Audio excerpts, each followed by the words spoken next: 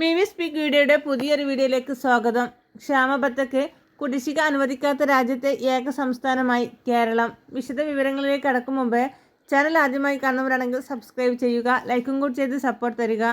പ്രഖ്യാപിച്ച ക്ഷാമബത്തയ്ക്ക് കുടിശ്ശിക അനുവദിക്കാത്ത രാജ്യത്തെ ഏക സംസ്ഥാനമായി കേരളം. മറ്റ് സംസ്ഥാനങ്ങളെല്ലാം പ്രഖ്യാപിച്ച ക്ഷാമബത്തയ്ക്ക് മുൻകാലങ്ങളിൽ അനുവദിക്കുന്നത് പോലെ അർഹതപ്പെട്ട കുടിശ്ശികയും അനുവദിക്കുന്നുണ്ട്. കേരളത്തിൽ തോമസ് ഐസക്കിന്റെ കാലം വരെ ക്ഷാമബത്തയോടൊപ്പം കുടിശ്ശികയും ലഭിക്കുമായിരുന്നു. ജീവനക്കാരുടെ കുടിശ്ശിക PF-ലേക്കും പെൻഷൻകാരുടെ കുടിശ്ശിക കയ്യിൽ പണമായും ലഭിക്കുമായിരുന്നു. എന്നാൽ 2021 KN ബാലഗോപാൽ ധനകാര്യമന്ത്രി ആയതിനു ശേഷം പ്രഖ്യാപിച്ച 3 ഗഡു ക്ഷാമബത്തയിൽ അർഹതപ്പെട്ട കുടിശ്ശിക ജീവനക്കാരുടെ PF-ൽ ലയിപ്പിച്ചിട്ടില്ല. പെൻഷൻകാർ പണമായും നൽകിയില്ല. 117 മാസത്തെ അർഹതപ്പെട്ട കുടിശ്ശികയാണ് ജീവനക്കാർക്കും പെൻഷൻകാർക്കും ഇതുമൂലം നഷ്ടപ്പെട്ടത്.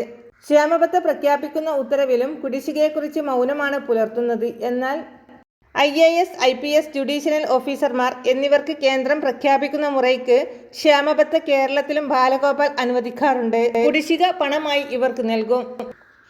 അടുത്തിടെ PSC ചെയർമാന്റെയും അംഗങ്ങളുടെയും ശമ്പള വർധനവ് സർക്കാർ നടത്തിയിരുന്നു. ഇവരുടെ ക്ഷേമബത്തയും കേന്ദ്ര നിരക്കിലാണ് അനുവദിച്ചിരുന്നത്. കേന്ദ്രത്തിൽ ക്ഷേമബത്ത കൂടുന്നതിനനുസരിച്ച് ഇവരുടെ ക്ഷേമബത്തയിലും വർധനവുണ്ടാകും. ഇതോടെ ഇവരുടെ ഒരു വർഷത്തിൽ 2 പ്രാവശ്യം വർദ്ധിക്കും.